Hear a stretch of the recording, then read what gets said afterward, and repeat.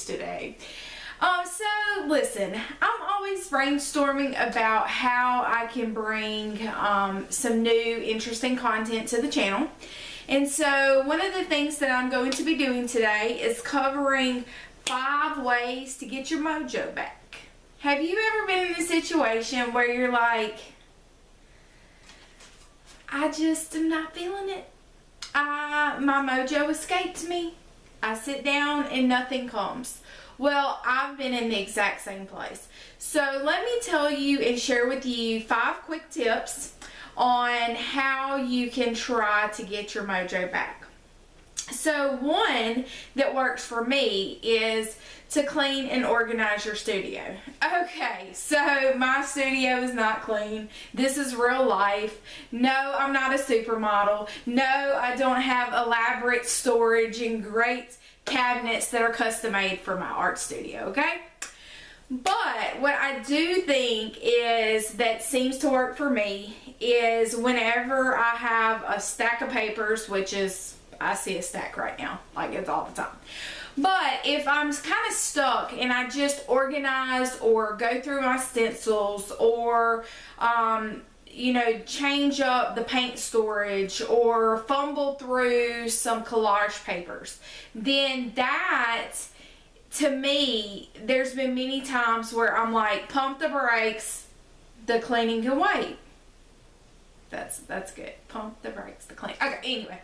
So, you know, like just when I did the video with the, I'll link it. You know, doing live is kind of hard. But when I did the one with the basket, you know, the basket one, where you actually clip the papers together, when I was going through and fumbling through some of the little stacks, you know, I would just, oh man, I need to use that. Oh, I really like those colors together. So I think that that would be one thing that could possibly get your mojo back. The second thing is look through your past work. So here's a journal that I have. It's falling apart. It was one of my very first handmade journals. But whenever I flip through the pages, I try to choose whichever one I land on. So this is kind of how it goes. Is I open the book up and I come to this page, okay? So I look at this page and I think about what I like with the page. So I would use this stitching in the cardboard. So I give myself that as an inspiration thing. Then I go maybe to the next page. And maybe I like the way the collage, the sewing pattern. So I take those 2 things and then I put forth the action. So a lot of times, I can't remember who said it, but inspiration has to find us working. So grab something that spearheads. I talk with my hands a lot. I've noticed that. Anyway, so grab something that spearheads you into a forward motion and get busy. Grab that stuff, slap it down, keep the movement, okay? The third thing, talking about movement, is set a timer.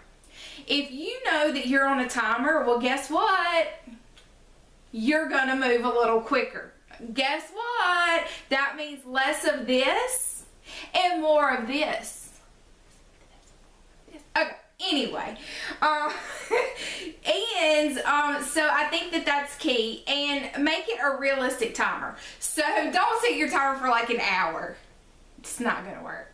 Set your timer for, say, like 10 minutes. Set your timer for like 5 minutes. I mean, what's the worst that's going to happen? It's paint. I mean, what? You hate it and you throw it away? Or, I've never thrown a piece of my art away, by the way, just in case you need to know that. I don't believe in throwing it away. I believe in coming back to it. I believe in reworking it. I believe in finding something to make it work. So, scratch the throw it away part, but really, I mean, like, it's painting. It's not that big of a deal. You never have to show anyone. That's what I always say. The fourth thing, okay, so we've gone through 1 through 3. The fourth thing is going to be set a limited palette. So it's going, and if you hear the thunder, it's raining like cats and dogs. Y'all ever heard that one? Tiffanyism number 485. But when I mean set a limited palette, maybe it's like me and you love teal, pink, yellow, but you want to push yourself outside your comfort zone, so you grab a bottle of red. So you do reds and teals and greens, or you do just set like 3 colors plus white and black, because I don't think they really count. But, and if anybody says they do, just tell them Tiffany said they don't. So just grab something a little bit different, because something different may change up and get your mojo back too. So set something limited that is different than your norm, and then make time to create with those. Number 5, the very last one, and I could not find mine to put my hand on it, but make a prompt deck. Okay, so what that could be is just taking a piece of cardstock, using all of that scrapbook cardstock that I know you have. You can make just, I've taken the label maker before, which I don't know where mine is, but you can just take a label maker, print it out, put it on a piece of cardstock about the size of a deck of cards. That way it's really easy and mobile for you to get. And flip the deck over, pick up one. It'll say scribble. So scribble. You may pick up another one and it says collage with magazines. Then collage with magazines. So that kind of prompts you into, again, action. Don't sit in your studio or sit in your bedroom or sit at your coffee table and be like, my mojo is gone. Get your butt up and get busy.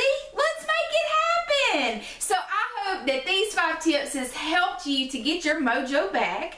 And make sure you hit that subscribe button. Give me the thumbs up. And I mean, come on guys, let's go slap some paint down.